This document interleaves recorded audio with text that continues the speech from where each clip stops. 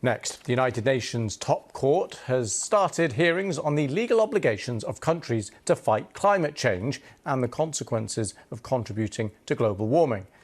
Well, the International Court of Justice will hear testimony from nearly 100 countries. The results are not legally binding, but the outcome could influence legal action around the world. Well, this was the reaction outside court from Pacific Islands students fighting climate change, a group which was instrumental in bringing the case to the ICJ. So it still feels like a dream that we're actually here. We've been saying that we want to go to the ICJ, and now that we're here, we're very honoured to be able to be given a chance to actually address the judges, and we said what we wanted to say, so we're very happy that that was possible. Let's speak now to Margareta Vavinka Singh, leading legal team for the Pacific Island of Vanuatu. Thank you for coming on the programme. So what is your central argument here?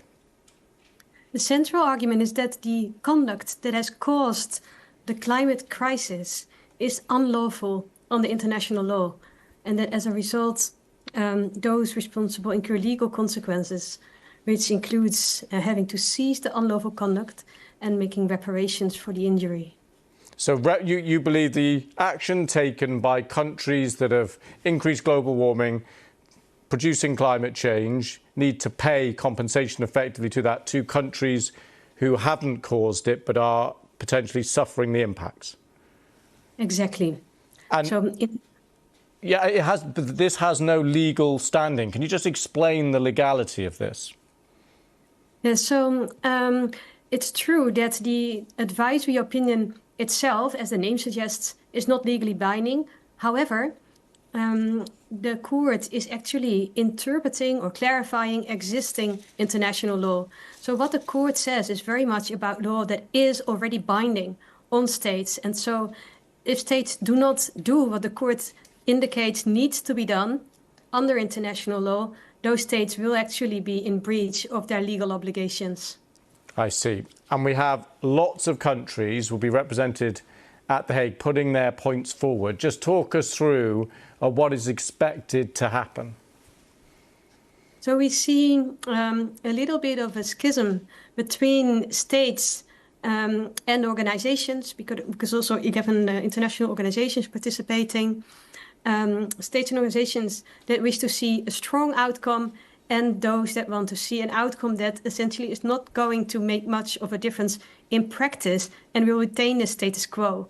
And broadly speaking, those in the latter category are arguing that there are no meaningful obligations under international law to address climate change other than those contained in the climate treaties, that is the UN Framework Convention on Climate Change and the Paris Agreement. So these states argue essentially that as long as we put forward climate pledges under the Paris Agreement that we are required to do, as long as we do that, we are in compliance with our obligations, and the court should more or less stay out of the matter.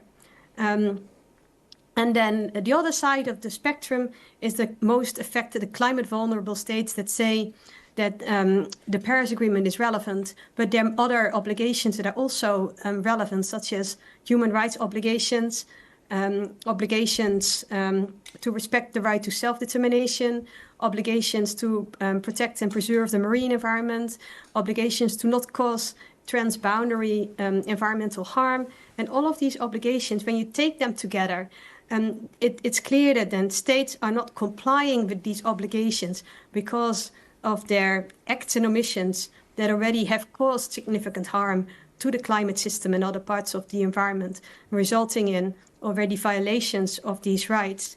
And so claiming that the court should essentially intervene in the situation. I see.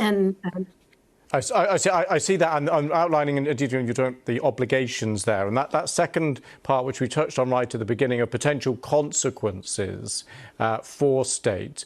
What are the range of possibilities for consequences here?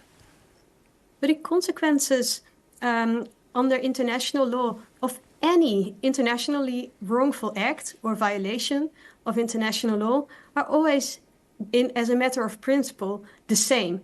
And so they're always twofold. First, the wrongful conduct has to stop. That's obvious because the compliance with the obligation has to be restored. States have to do what they were supposed to do in the first place.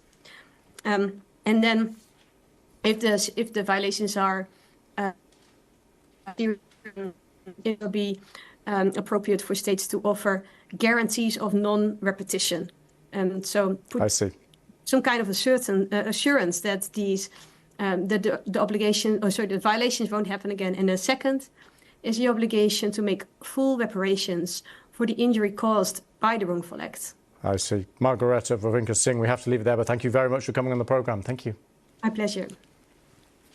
Around the world and across the UK, this is BBC News.